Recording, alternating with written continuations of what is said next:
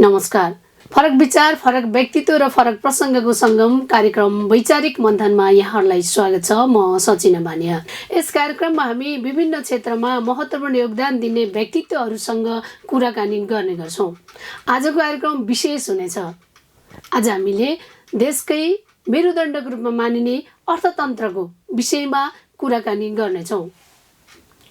सरकारले भर्खरै ल्याएको बजेटको नयाँ नीति अनुसार नेपालमा वर्षौँदेखि उत्पादन हुँदै आएको फलामे छडको मूल्य वृद्धि हुने भएको छ। रड बनाउन आवश्यक कच्चा पदार्थ बिलेटको अन्तःशुल्क 850ले बढाएको छ भने बिलेट उत्पादन गर्ने कच्चा पदार्थ स्पोन्ज आइरनको अन्तःशुल्क 0 बनाएको छ। यसबाट 24वटा डन्डी उद्योगीहरूले हामीमाथि अन्याय भयो, अब हामीले व्यवसाय चलाउन नै मुस्किल भयो भन्दै विरोधमा उत्रिरहेका छन् भने 6वटा बिलेट उद्योगहरूले बल्ल हामीले न्याय पायौँ भन्दै खुसी भइरहेको अवस्था छ। आज यसै विषयमा केन्द्रित रहेर कुराकानी गर्नेछौँ। कुराकानीको लागि हामीसँग हुनुहुन्छ रोलिङ मिल्स एसोसिएसनका वरिष्ठ उपाध्यक्ष तथा साक स्टिल कम्पनीका सञ्चालक किरण प्रकाश साक। आउनुहोस्, कार्यक्रममा उहाँलाई स्वागत गरौँ। कार्यक्रममा यहाँलाई स्वागत छ। धन्यवाद। सरकारले भर्खरै ल्याएको बजेटको नयाँ नीतिले 30वटा उद्योगहरूमध्ये 6वटा उद्योगहरू खुसी भइरहँदा 24वटा उद्योगहरू कसरी अन्याय परे, आज स्पष्ट बताइदिनुहोस् न। धन्यवाद। अब स्पष्टै बोल्छु म। विगत 2 हप्तादेखि यो रगडान कसेर बोलिराखेको छु। अब छोटकरीमा भन्दाखेरि 30वटा उद्योगमध्ये 6वटा उद्योगले पत्रु र स्पोन्ज आइरन प्रयोग गरेर दण्डी बनाउँछ। बाँकी 24वटा उद्योगहरूले बिलेट आयात गरेर हामी दण्डी बनाउँछौँ। अब यो बजेटमा कहाँनिर हामीले मार खायो भनेदेखि पहिला पत्रुमा पनि भन्सार, स्पोन्ज आइरनमा पनि भन्सार, बिलेट पैठारी गर्नेमा पनि भन्सार र एक्साइज बराबर थियो। अब यो बजेट भनौँ जुन संशोधित बजेट छ त्यसमा आएर स्पोन्ज आइरनलाई भन्सार 0, हामीले भन्सार 4.75% तिर्न पर्ने। स्पोन्ज आइरनले एक्साइज ड्युटी पनि 0, हामीले प्रति केजी 2 रुपियाँ 50 पैसा तिर्न पर्ने। हामीले एक्साइज ड्युटी योभन्दा अगाडि 1 रुपियाँ 65 पैसा थियो, त्यो बढाएर 2.50 तिर्नै पर्नेमा पनि बढी तिर्न पर्ने, भन्सार पनि तिर्न पर्ने, उहाँहरूले के पनि तिर्न नपर्ने। अब यस्तो किसिमको प्रक्रिया नयाँ नीतिले हामीले सामान बनाएर बजारमा बेच्ने बेलामा उहाँहरूभन्दा करिब 10 रुपियाँ महँगो हुने भयो। अब महँगो एकै प्रकारको माल महँगोमा त किन्दैन। अब यो सामान बेच्ने बेलामा 1 रुपियाँ 2 रुपियाँमा काम गर्ने वस्तु हो। अब 10-10 रुपियाँको फरक भएपछि त हामी बच्दैनौँ, हामी रहन सक्दैनौँ, हामी सर्भाइभ हुन सक्दैनौँ। हामी त्यो हुन नसक्नेले हामीले आन्दोलित भएर हामीलाई पूर्व पहिलाको जे रुल छ त्यही फर्काउनको लागि हामी आग्रह गर्दै आएको।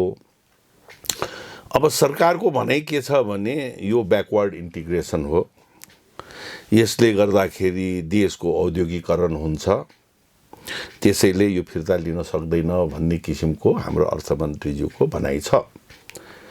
अब हाम्रो भनाइ के छ भने सरकारको त्यत्रो ठुलो राजस्व नोक्सानी गरिकन केही उद्योगलाई मात्र संरक्षण गर्नु यो अन्यायपूर्ण भयो। र अब यसले फाइदा हुन्छ के भनेको छ भनेदेखि कन्ज्युमर उपभोक्ताले सस्तो माल पाउँछ भन्नु। यो नयाँ बजेट आएको 2 हप्ता लाग्यो बल्ल। हामीले त बन्द गरेर बसेका छौँ, उहाँहरू बजारमा छ, उहाँहरूले दिनका दिनै ट्रेन लोड माल ल्याइराख्नु भएको छ, किनभने 0 ड्युटी छन्, बजारमा माल बेचिराखेको छ। 10 रुपियाँ सस्तो बेच्नु पर्नेमा त बजारमा त 5 रुपियाँ उल्टो बढिसक्यो। कन्ज्युमरले फाइदा खै त? यो फाइदा सबै 6वटा उद्योगले खाने। देशलाई तिर्नुपर्ने राजस्व पनि नतिर्ने, तिर्न नपर्ने हुने, फाइदा पनि उनीहरूले खाने, 24वटा उद्योगमा भएको इन्भेस्टमेन्ट करिब 150 अरब पनि डुबाउने, हामी डुब्ने भने ब्याङ्क पनि डुब्ने हो, त्यो ब्याङ्क डुब्दा तपाईँ पनि पर्न सक्छ डुब्नेमा। यस्तो किसिमको प्रविधि कसरी आयो भने हामी आश्चर्यचकित परेका छौँ। सरकार भनेको चान्चुन त होइन, त्यहाँ मन्त्री मात्र होइन, सचिव मात्र होइन, त्यहाँ विज्ञहरू पनि छन्, पिएचडी डक्टर छन्, इकोनोमिस्ट छन्, ज्ञानी वैज्ञानिक छन् भनेदेखि यस्तो किसिमको जुन आयो यसमा चाहिँ हामीले आश्चर्यचकित बनाएको छ। त्यसैले यसको फिर्ताको लागि हामी आग्रह गरी आन्दोलन गरेर बसेका छौँ। आशा छ यो फिर्ता हुन्छ भन्नेमा हामीले पुरा विश्वासै छ। सरकारले नीति ल्याउँदा तपाईँहरूसँग सल्लाह गरेन? कहाँ चुक्यो सरकार? किन त्रुटिपूर्ण नीति ल्याइयो? यो तपाईँको प्रश्न बडो गहनै छ।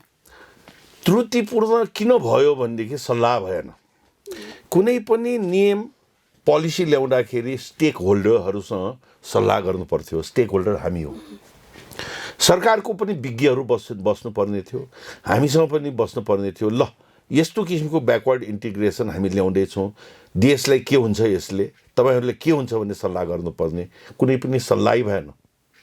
जबकि यो प्रवृत्तिको लागि यसको किसिमको भन्सार कम गर्नको लागि जुन 6वटा उद्योगले गएको 2-4 वर्षदेखि लबी गरिरहेको थियो हामीले थाहा थियो। 2 वर्ष अगाडि बजेट आउँदाखेरि पनि हामीले सरकारमा गएर भनेका थियौँ है यस्तो यस्तो हल्ला छ, यो आउन नपाओस्, खबरदारी गरेका थियौँ, आएन। गएको असाढमा पनि हामीले खबरदारी गरेका थियौँ, अझै मन्त्रीज्यूलाई भेटेका थियौँ, सचिवहरूले भनेका थियौँ, we have been able to convince कि यो प्रथा आउनु हुँदैन है भन्ने खबरदारी गऱ्यौँ, आएन। यो अब एमेन्डमेन्ट बजेट भन्छ कि के बजेट भन्छ, यसमा त के होला र भनेर हामी चुप लाएर बस्या। मन्त्रीज्यू पनि नयाँ, दुवैजना सचिवज्यू नयाँ। यहाँ त उहाँहरूले छक्का मारिदिनु भएको छ, क्रिकेटमा छक्का मार्छ भन्छ नि, छक्का मारिदिनु भएको छ। हामीले त बर्बाद हुने गरिकन अब यो कसरी भयो भन्ने कुरो त हामीलाई पनि बडो आश्चर्य भएको छौँ। रड उत्पादन गर्ने कच्चा पदार्थ स्पोन्ज आएको अन्तःशुल्क बढाउँदा तपाईँहरूले उत्पादन गर्ने रडको पनि मूल्य बढ्छ। यसबाट त प्रत्यक्ष रूपमा जनताहरू मारमा पर्ने हुन् नि। उद्योगीहरू कसरी अन्यायमा परे? उद्योगी यसले अन्याय परे कि हेर्नुहोस्, सरकारले ल्याउँदा त उपभोक्तालाई फाइदा हुन्छ भनेर ल्याएको हो, 10 रुपियाँ सस्तो हुन्छ भनेर। अब यो 6वटासँग हामी प्रतिस्पर्धा गर्न नसकिने अवस्था, किनभने हाम्रो लागतै बढी पर्ने प्रविधि हो। उहाँको प्रविधि भन्दा हाम्रो लागत प्रविधि बढी पर्ने, तर क्वालिटी वाइज हामी राम्रो क्वालिटी हो, बुझ्नु भएन। अब हामी उहाँहरूभन्दा महँगो भएपछि हामी सर्भाइभ हुन नसक्ने गरिकन हामी मर्यौँ। 6वटा त बाँच्यो नि, 6वटाले त छाप्यो भने बुझ्नु भएको छ, कमाइ धेरै गर्यो। किन म भन्छु भनेदेखि यी 6वटा उद्योगमध्ये 1-1.5 वर्ष अगाडिसम्म 4टा मात्र उद्योग थियो। 2टा उद्योगको 4टा भयो। उहाँहरू रोएर बस्नु भएको छ, हामीलाई नोक्सान भयो, हामीलाई सहुलियत चाहियो भनेर सरकारमा रुन गयो र उहाँहरूले यो प्रविधि ल्याउनु भयो, यो सुविधा उहाँहरूले लियो। म के भन्छु भने उहाँहरू नोक्सान भएको भए 3 वर्षमा 2टा उद्योगको 4टा कसरी भयो? तपाईँ ग्रो कहिले गर्छ?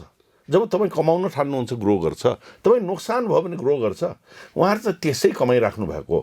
अब यो जुन सुविधा, जुन फाइदा कन्ज्युमरले फाइदा गर्छ, कन्ज्युमरलाई सस्तो पाउँछ भन्ने नारा दिएर ल्यायो, विगत 2 हप्तामा 5 रुपियाँ भाउ बढ्यो भनेदेखि कन्ज्युमरलाई पनि फाइदा भएन। हामी 24वटा त मर्यो। सबै कसले पोष्यो त? 6वटा उद्योगले पोष्यो, होइन त? यस्तो किसिमको प्रविधि आउन भएन। र अब के भन्छु भने ल यो प्रविधि उहाँहरूले मात्र कमाउने होइन, यसको खराब पक्ष अरू पनि धेरै छ। एउटा खराब पक्ष त सरकारले राजस्व गुमायो, पहिला भन्सार तिरिरहेको थियो। अब भोलिको दिनमा हामी विस्थापितै भएको अवस्थामा सबै र मटेरियल त उहाँहरूले ल्याउनुहुन्छ 14 lakh metric ton. 14 lakh metric टनमा हामीले प्रति केजी 5.5 रुपियाँ लगभग राजस्व तिरिरहेको थियौँ। अब उहाँहरू 1 पैसा पनि तिर्नुहुन्न। भनेपछि सरकारको ढुकुटी त खाली नै हुने भयो राजस्व यो उद्योगबाट आउने होइन। अनि उहाँले भन्नुभएको थियो कन्ज्युमरलाई फाइदा हुन्छ, कन्ज्युमरलाई पनि फाइदा भएन होइन। अर्को यसको ब्याकफायर एउटा के छ भनेदेखि यसले पर्यावरणलाई ठुलो इफेक्ट गर्छ। हामीले पनि अब अध्ययन गर्न थाल्यौँ र कागजपत्र पनि हातमा आइसकेको छ। चाइनामा यो ब्यान भइसकेको, इन्डियामा पनि यसलाई भारत सरकारको कडा निगरानीमा मात्र सञ्चालन भइरहेछ। चाइनामा यो कारणले यसलाई ब्यान गरेका छ कि चाइनाको भनाइअनुसार यस्तो प्रविधिबाट बनाउने डन्डी निर्माणमा प्रयोग गर्न योग्य हुँदैन, किनभने यो कमसल खाले हुन्छ, नम्बर 1। नम्बर 2, यो इन्डक्सन फर्नेन्स प्रविधि भन्छ। इन्डक्सन फर्नेन्स प्रविधिले यो मेटल फलामले पगाल्छ नि, लिक्विड बन्छ नि, त्यो लिक्विडबाट त्यसलाई प्युरिफाई गर्ने यो प्रवृत्तिबाट प्युरिफाई हुँदैन। यो प्युरिफाई नहुँदा यसबाट यस्तो किसिमको केमिकल ग्यास उत्पन्न हुन्छ। यसमा काम गर्नेको लागि ठुलो हेल्थ हजार्ड र पर्यावरणको लागि पनि ठुलो यसले इफेक्ट पर्छ। अब हाम्रो देशको मूल आय हामी भर पर्ने भनेकै पर्यटन हो। आज कोभिडले गर्दा अलिकति ठल्ला बसिया छ, भोलि त फेरि पर्यटनै हो। देशमा जब वायु प्रदूषण हुन्छ, जब पर्यावरण खराब हुन्छ भनेपछि टुरिस्ट कसरी आउँछ? यो त टुरिस्ट इन्डस्ट्रीको लागि बाधक पनि साबित भएको छ। जब खुलेआम कयौँ पेपरमा निस्किया छ, कयौँ चिजमा रिपोर्टहरूमा छ, यो इन्डक्सन फर्नेन्स भनेको पर्यावरणको लागि ठुलो दूषित बनाउँछ, मान्छेको लाइफलाई एकदम हानिकारक ग्यास यसले उत्पन्न गर्छ, यसमा काम गर्नेहरूलाई घातक हुन्छ भन्दै यस्तो लेख्दै थाहा भएन होला सरकारलाई, थाहा पाउनु पर्ने हो, यसको स्टडी गर्नुपर्ने थियो। तर अब त अगाडि आयो नि, अब यो कुरा अगाडि आइसकेपछि यसलाई त रोक्न पर्ने जरुरी छ नि। जसलाई सुविधा दिइरहेछ, सुन्ना ड्युटीबाट सुविधा कस्तोलाई दिइरहेछ, जुन देशको लागि नै घातक, पर्यटन उद्योगको लागि घातक, काम गर्नेको लागि घातक, अनि हामी 24वटा उद्योगलाई पनि घातक, यस्तालाई बढावा दिन नपर्ने हो। यो सबै आइसकेका छ। अब अर्को कुरो के छ भनेदेखि यो पर्यावरणको कुरा गर्ने हो भनेदेखि आजै मात्र पनि मैले भर्खरै पेपर पढ्ने यसो निकालेँ, राइजिङ नेपालमा पनि लेख्या छ र यहाँ हाम्रो गोर्खापत्रमा पनि लेख्या छ। कम विकसित मुलुकलाई जलवायु वित्त आवश्यक। जलवायुको राम्रो संरक्षण गर्नको लागि वित्त आवश्यक भन्ने हेडलाइन नै फ्रन्ट पेजमा छ। यता पनि PM calls for the renewed partnership for the greener and sustainable world भने पनि यो पनि पर्यावरणको कुरा। एकातिर प्रधानमन्त्रीज्यूले पर्यावरणको यस्तो ठुलो चर्चा गरिराख्नु भएको छ, यसलाई जोगाउनु पर्छ भनिराख्नु भएको छ, पर्यावरण राम्रो गर्ने कुरा गरिरहेछ। अर्कोतिर सरकारले पर्यावरणलाई दूषित बनाउने उद्योगलाई हामी बढावा दिँदैछौँ सुन्ना ड्युटी बनाएर। कहाँ मिल्यो? यो कुरै मिलेन। यो त कन्ट्राडिक्टरी पनि भयो भन्ने हामीलाई लाग्छ। 6वटा बिलेट उद्योगीहरूले पहिलेदेखि हामी अन्यायमा थियौँ, बल्ल सरकारले न्याय दिइरहेको छ भनिराख्नु भएको छ। के अवस्था यस्तै थियो त? त्यही त मैले अघि पनि निवेदन गरिसकेँ। उहाँहरूले हामीलाई अन्याय भयो, अब न्याय भयो। अन्याय कहाँ भयो? मैले अघि निवेदन गरेँ न, अन्याय भए उहाँहरू नोक्सान खपिराखेको, उहाँहरूको उन्नति नभएको, उहाँहरू ढसिँदै गएको भए अन्याय भएकोमा न्याय चाहियो भन्नु पर्यो। उहाँहरू त एउटा उद्योगको 2 वर्षमा 4टा भएछ। यी हामी 22 वर्ष पुरानो उद्योग छ मेरो, ब्याङ्कमा हामीलाई 3-3 महिनामा इन्ट्रेस्ट तिर्नलाई ढौढौ पर्छ। कसैले उनीहरूले चाहिँ जुन फाइनेन्स चलाउनेले 2 वर्षमा 4टा उद्योग भएर पनि उहाँले अन्याय भयो भनेपछि कस्तो किसिमको न्याय खोज्या हो? अन्याय त पाउनै भयो। अब यो न्यायले उहाँहरूलाई कस्तो हुने भयो भनेदेखि साराले मारेर 6वटा उद्योगले पोषेर उहाँहरूले आनन्द आउने न्याय खोज्नु भएको रहेछ। त्यो न्याय हो? त्यस्तो न्याय हो? त्यो त मानवताको नाताले पनि उहाँले गर्नु नहुने काम गर्नुभयो। सरकारलाई त विज्ञ छैन, थाहा पाएन, सरकारले मोटिभेट गरेर उहाँहरूले ल्याउनु भयो। तर मानवताको नाताले एउटै डुङ्गामा बसिराखेका 30वटा उद्योगमध्ये 24लाई विस्थापन हुने गरिकन 6जनाले मोज गर्नको लागि कुनै पोलिसी ल्याउन मोटिभेट गर्नुहुन्छ भने यो मानवताको नाताले पनि त्यस्तो काम गर्न नदिनुपर्ने हो। कसरी गर्यो? उहाँहरूको मनमा पनि अलिकति रातो रगत छ कि छैन भन्ने पनि हामीले शङ्का लाग्न थाल्यो के। यदि यो नीति लागू भएमा देशलाई कति घाटा लाग्छ? अब यो नीति लागू हुन त पर्मानेन्टली हुनै सक्दैन भन्छु हामी ठोकुवाका साथ। यो फिर्ता नलिकन सुखै छैन, किनभने देशलाई घाटा कति छ भन्ने कति छ। मैले दोहोऱ्या जस्तै हुन्छ, छोटकरीमा भन्छु।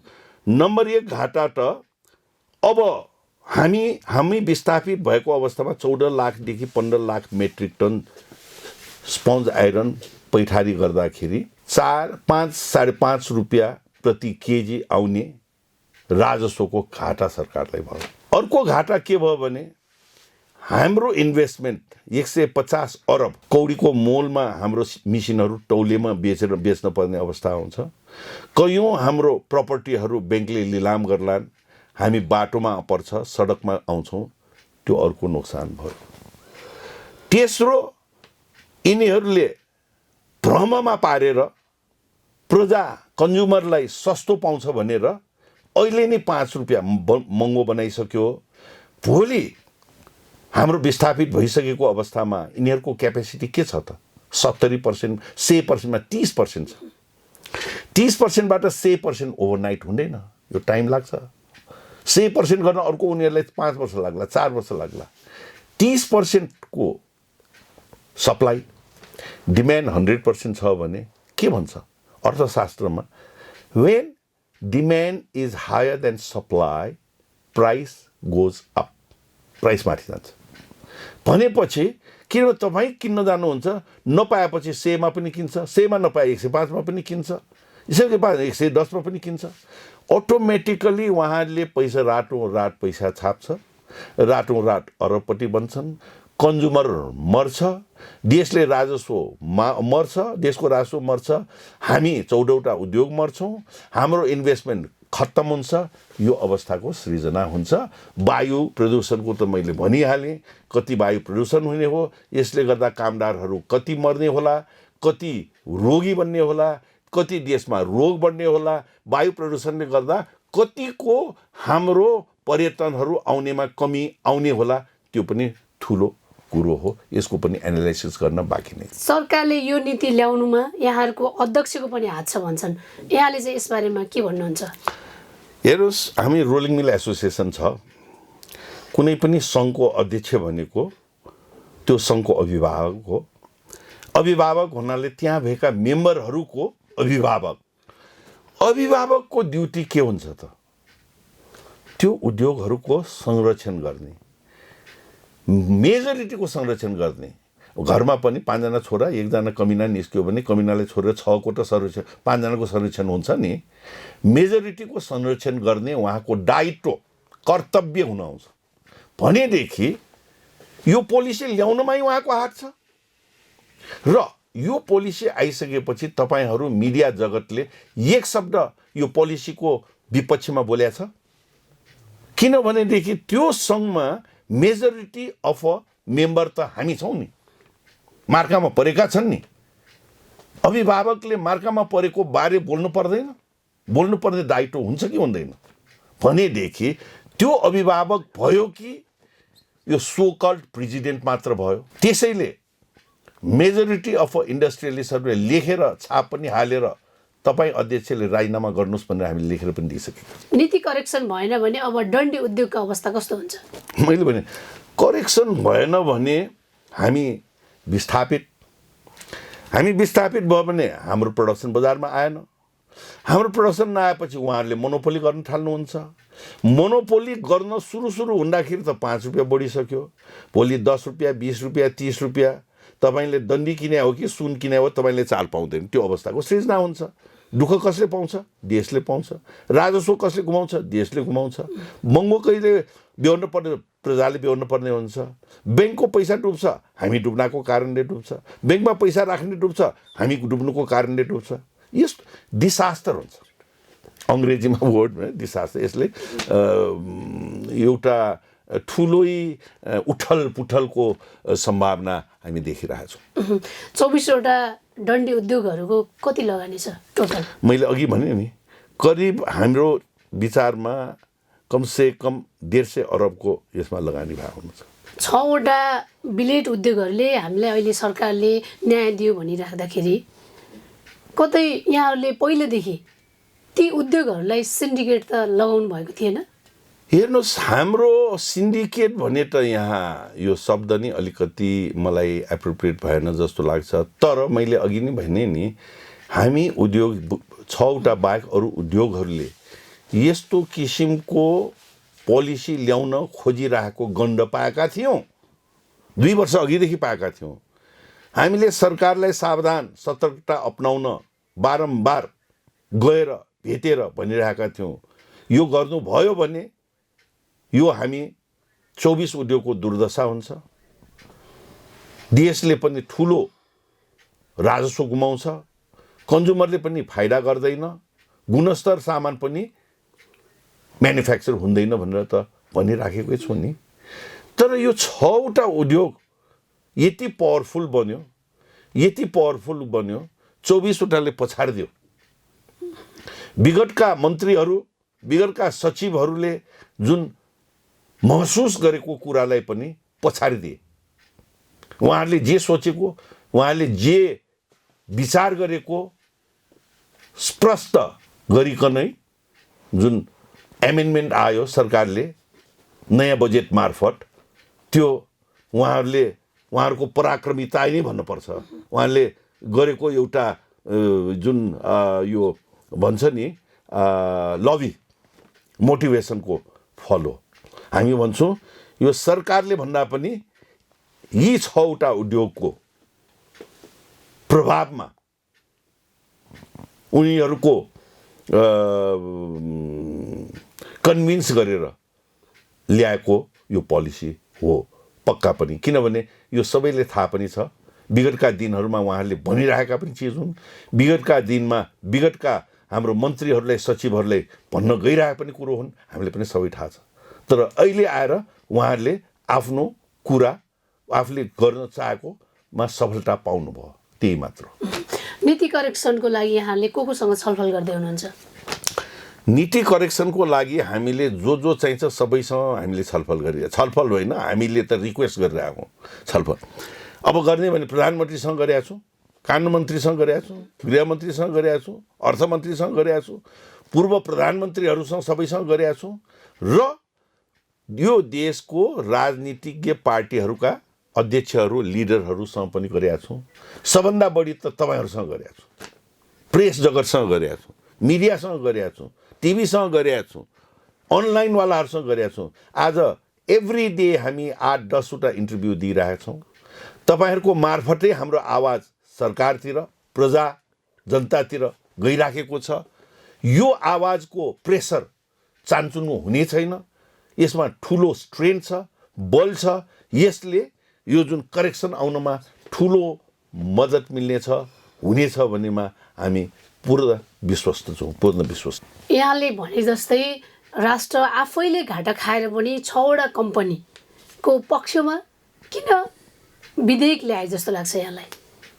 अब तपाईँले यो प्रश्न यस्तो सोध्नुभयो कि अब यसको एन्सर कसरी दिउँ भन्ने मलाई सोच्नै पर्ने अवस्था छ। सरकारले किन ल्यायो भन्दाखेरि एउटा त सरकारको अनभिज्ञताले पनि हुनसक्छ,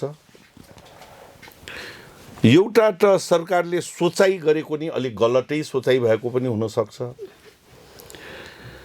अर्को हुनसक्छ यो 6 जनाले सरकारले यस्तो प्रभाव पारिदियो, यसरी मोटिभेट गरे, यसले मिसगाइडेड गरे, गाइडेड भन्दिनँ म, मिसगाइडेड गरे, त्यसको परिणाम हो। यहाँहरूलाई आवश्यक पर्ने बिलेट नेपालकै बिलेट उद्योगबाट खरिद गर्दा कतिको फरक पर्छ? हेर्नुहोस्, अब नेपालको बिलेट उद्योगबाटै खरिद गर्दा कति फरक पर्छ भन्ने यो इकोनोमिक एनालाइसिसको कुरा मैले अघि नै धेरै पटक भनिसकेँ कि उहाँहरू सस्तो, उहाँहरूले बेच्ने बिलेट किनेर हामीले बनाउँदाखेरि उहाँहरू त त्यहीँ पनि प्रफिट खाइरहे, उहाँ पनि डन्डी पनि बनाउनुहुन्छ, बिलेट पनि बनाउनुहुन्छ। उहाँले दिएको बिलेट बनाएर म बजार जाने बेलामा उहाँसँग म कम्पिट गर्न सक्छु? उहाँले त कहिले पनि कम्पिट बनाउनै सक्दैन नि। हामी त्यसैले त हामी विस्थापन हुन्छ भन्ने कारणै उहाँको त बिलेटमै प्रफिट छ, त्यो बिलेटबाट बनाएकोमा हामी प्रफिट लिएर बेच्ने बेलामा उहाँले बिलेटको कस्ट टु कस्टमा बनाएर बेचिदियो भने हामी उहाँसँग कम्पिट गर्न सक्छ। त्यसै पनि हामीलाई सक्ने बेलामा त विस्थापित गर्न सोच्नेहरूले त्यो अवस्थामा हामीलाई काम गर्न दिन्छ, हामीले बचाउँछ, हामीले दया माया गर्ने भन्ने सोच कहाँबाट आउने? कुनै हालतमा नहुने कुरो हो नि त। र अर्को मैले भने उहाँहरूको क्यापेसिटी के हो? 30% हो। उहाँहरूले हामीले सबै बिलेट दिन सक्नुहुन्छ? सकेको अवस्थामा, क्वालिटी भएको अवस्थामा, प्राइस मिलेको अवस्थामा पनि आपूर्ति पनि 100% हुँदैन नि त, उहाँहरूले गर्नै सक्दैन अवस्था। अब कुरो म भन्छु, सरकार चुक्यो।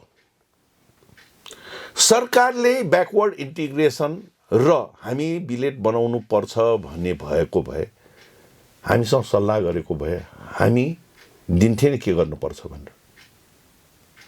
मैले अघि निवेदन गरेँ, आर्क फर्नेन्स, ब्लास्ट फर्नेन्सबाट बनाउनुहोस् इङ्गत, बनाउनुहोस् बिलेट। न पर्यावरण दूषित हुन्छ, न क्वालिटीमा कम्प्रोमाइज गर्नुपर्छ। हो, पैसा बढी लाग्छ, एकजनाले बनाउन सक्दैन होला नि, हामी 10 जना मिल्छौँ, हामी 15वटा उद्योग मिल्छौँ। अहिले नै हामीले सोच बनाइसकेका छौँ। सरकारले यो फिर्ता लिनुहोस्, हामीले 2 वर्षको समय दिनुहोस्, हामी आर्क फर्नेन्स, ब्लास्ट फर्नेन्स लगाएर हामीलाई चाहिने बिलेट हामी नेपालमै बनाउँछौँ। र सरकार भ्यालु एडेड र ब्याकवर्ड इन्टिग्रेसनको कुरा गर्नुहुन्छ, योभन्दा धेरै ब्याकवर्ड इन्टिग्रेसन हामी गराउँछौँ। हामी नेपालमै उत्पादन हुने, खानीबाट आउने पिग आइरन युज गर्न सक्ने अवस्थाको हुन्छ। यो स्पन्ज आइरन भनेको त एक तह अझ माथिको हो, गर्न सक्छौँ। तर हामीले समय दिनु पर्यो, सल्लाह गर्नु पर्यो, जसले हामी पनि मर्दैनौँ,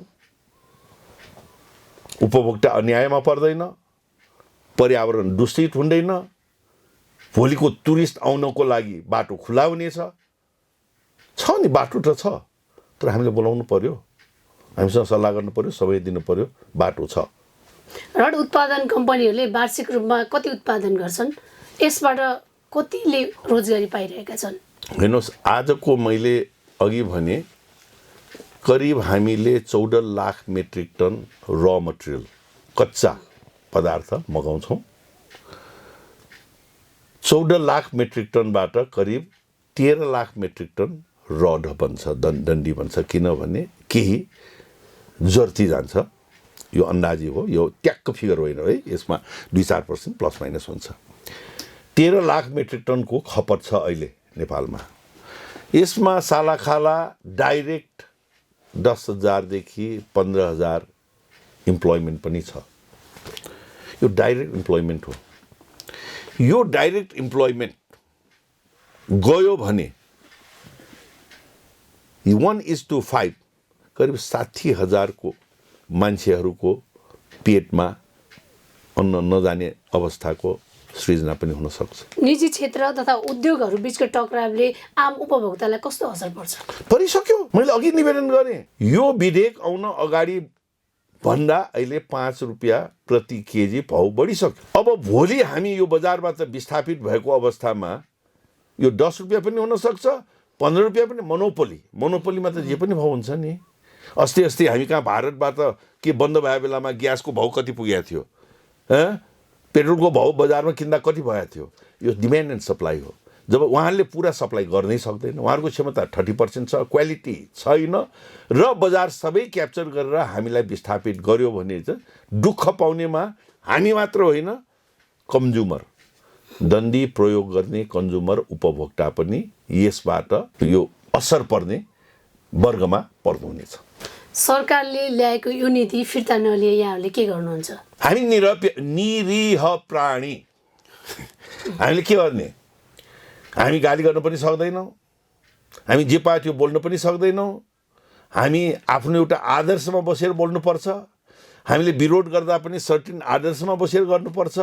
हामीले गर्ने भनेको विरोध, सभ्य विरोध, यो अहिले बोलिरहेको विरोध हो, यस्तै विरोध। हामीले तपाईँहरूको साथ छ, सम्पूर्ण मिडिया जगतको साथ छ। मिडियाको हातमा लिएर मतलब सहयोग लिएर हामी निरन्तर रूपमा विरोध गर्दै जानेछौँ। जबसम्म करेक्सन हुँदैन तबसम्म हामी धरना बस्न पनि जान सक्नेछौँ। धरना बस्ने भनेर हामी प्रधानमन्त्रीको क्वार्टर बाहिर पनि जान्दैनौँ, मन्त्रीको अफिस बाहिर पनि जान्दैनौँ। मण्डलामा सरकारले छुटाएको ठाउँमा गएर हामी साङ्केतिक विरोध जनाएर धरना कस्न जाने चाहिँ अवस्था आउन सक्छ यदि यो निकट भविष्यमा करेक्सन भएन भने। यहाँले भनेको जस्तै सरकारले अहिले ल्याएको विधेयक 6वटा उद्योगहरूको हितमा छ भनिरहँदा सरकारले 6 उद्योगसँग कस्तो खालको सहकार्य सहमति गरे जस्तो लाग्छ यहाँलाई? म निवेदन गर्न चाहन्छु। हामी प्राइभेट सेक्टर, हामी कहाँ प्रजातन्त्र के तन्त्र सबै आइसक्यो। हामीलाई त प्रजातन्त्र कहाँ छ भन्ने अहिले पनि खोज्नुपर्ने अवस्था छ। हामीले बोल्न अगाडि 10 चोटि सोच्नुपर्छ, मिलाएर बोल्नुपर्छ। कसैलाई आक्षेप लगाउन पनि मिल्दैन जबसम्म हामीसँग प्रुफ हुँदैन। त्यसैले यसमा हाम्रो रिजर्भेसनका साथ बोल्नुपर्छ। प्रभाव त डेफिनेटली पारेको हो, त प्रभाव कसरी पार्नुभयो त्यो हामीलाई थाहा छैन। त्यसैले मैले अघि संज्ञा दिएछ नि, यो प्रभाव पार्नेहरू त चटके त होइन, चटकै गरे जस्तै गरिकन यस्तरी गर्नको लागि त चटकैले मात्र गर्न सक्छ। त्यसैले उहाँहरूलाई म चटकेको संज्ञा दिएको छु। यो चटक भएको छ, चटकमा जस्तै यस्तो परिवर्तन भएको छ। अब कसरी भयो भन्ने यसको भित्र हामी जान पनि सक्दैनौँ। कसरी सरकारले यस्तो किसिमको पोलिसी ल्याउन उहाँहरूले भनेकोमा कन्भिन्स हुनुभयो त्यो पनि ठुलो आश्चर्यको विषय छ। या सरकार आफैले सोचेर यो पोलिसी ल्याएको हो त्यसमा पनि हामीलाई थाहा छैन। तर जे होस्, हामीले भन्न सक्ने यति मात्र हो, जो पोलिसी आयो त्यो पोलिसी देश मैत्री पनि छैन, राजस्व मैत्री पनि छैन, कन्ज्युमर मैत्री पनि छैन, वातावरण मैत्री पनि छैन, ब्याङ्क मैत्री पनि छैन, हामी उद्योगपति मैत्री पनि छैन। यही मात्र भन्न सक्छौँ। करिब हामी कार्यक्रमको अन्त्यतिर आइसकेका छौँ। अन्त्यमा हामीलाई हेरिरहनु हुने दर्शकहरूलाई के भन्न चाहनुहुन्छ? म हेरिराख्नु भएको दर्शकहरूलाई म 10 औँला जोडेर बिन्ती गरेर हाम्रो पक्षमा यहाँहरूको पनि आवाज आउनु पर्यो। अहिले मिडिया जगतले हामीलाई सहयोग गरिरहेछ, हाम्रो आवाजले बुलन्द पारिरहेछ। सम्पूर्ण मिडिया जगत अनलाइन किन नहोस्, टिभी, एफएम, प्रिन्टिङ सबैले सहयोग गरेर हाम्रो आवाज जनता समक्ष, सरकार समक्ष पुर्याउनलाई जुन योगदान गरिराख्नु भएको छ त्यसैले उहाँहरूलाई म कोटि कोटि धन्यवाद दिन चाहन्छु। यसको साथसाथै सबै श्रोताहरूको पनि सहयोग र हाम्रो यो कुराप्रति यहाँहरूको पनि सपोर्टको लागि म विनम्र अनुरोध गर्न चाहन्छु। यहाँले व्यस्तताको बावजुद पनि अमूल्य समय दिनुभयो। समय र संवादको लागि यहाँलाई धेरै धेरै धन्यवाद। तपाईँहरूलाई धन्यवाद। आजको अवस्थामा हामीलाई जनता समक्ष पुर्याउनु भएकोमा म कोटि कोटि धन्यवाद यहाँलाई दिन चाहन्छु। हवस् दर्शकवृन्द, आज हामीले कुरा गऱ्यौँ साग स्टिल कम्पनीका सञ्चालक किरण प्रकाश सागसँग। आगामी श्रृङ्खलामा नयाँ व्यक्ति र विषयका साथ उपस्थित हुनेछौँ। तबसम्म म लगायत सम्पूर्ण टिमलाई बिदा दिनुहोस्। नमस्कार।